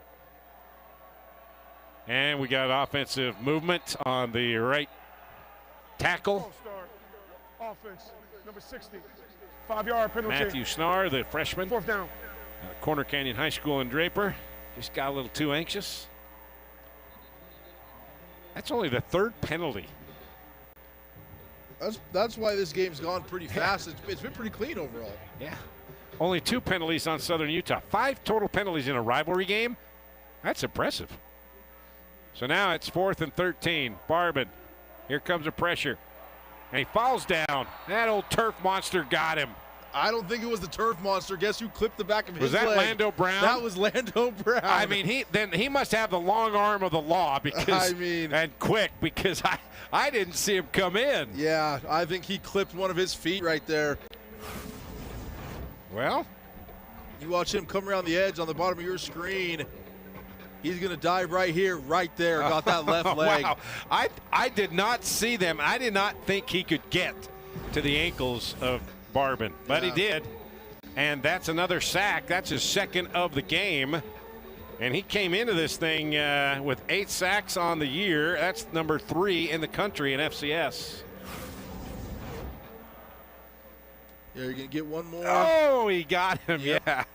And Barban's probably saying the same thing that I was thinking. Where'd that come from? Seriously. What? They're passing with 40 seconds left? They got a new quarterback in there. Maybe they just wanted to give him a shot at passing. That's Carson Nagel. Karsten Nagel. Woods Cross High School in North Salt Lake. Transfer out of Snow College. He's a redshirt senior. So they wanted to give him a moment here on his final rivalry game. I can see that. Outside looking in, you say, why would they do something like that? And then they took him out. He had his shot. I accept that. Do you, Max? Absolutely. All right. Yeah. Okay. At first I said, what are you doing? But then I saw what they did. So I have no problem with that.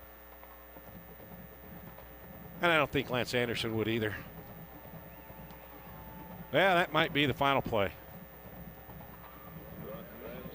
The clock is stopped. Now it's going. So the axe stays in the hands of the T-Birds of Southern Utah for another year. They got bragging rights once again. Now, a new quarterback in. That's Brendan Anderson. He's a sophomore. Now that I don't get, Max. Bringing in a sophomore to throw it on the final play of the game. That would be enough to make me a little frustrated. But Southern Utah just absolutely took it to Utah Tech, and they started right off the bat on their opening drive. Yeah, from start to finish, a pretty dominant performance from SUU, especially on the defensive side of the football. Utah Tech wasn't really able to get anything going tonight on offense. And then the offense ended up getting the running game going for SUU. At the end of the day, Joshua Dye did what Joshua Dye does. Averaging 137 yards a game, a couple touchdowns, doing what he does to everybody else, and it just prevailed for them again tonight. Joshua Dye, 24 carries, 205 yards, 3 touchdowns to increase his lead in the nation. 8.5 yards a carry. Leading the way for the Trailblazers, Bronson Barban, 27 of 41, 233 yards and an interception.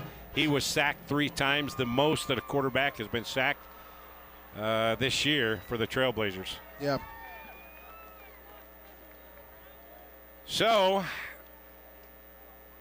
I know Lance Anderson and the Trailblazers are going to be really disappointed because they felt like they had a legitimate shot to get their first conference win. But give credit to Southern Utah, Max. They did everything they needed to do. other than Joshua Dye, nothing fancy, just more methodical, and they were the more physical team all the way around. And you could see that. 100%. I think you hit it right on the head. Methodical, precise, knew what they wanted to do, and executed in a way that got them a win.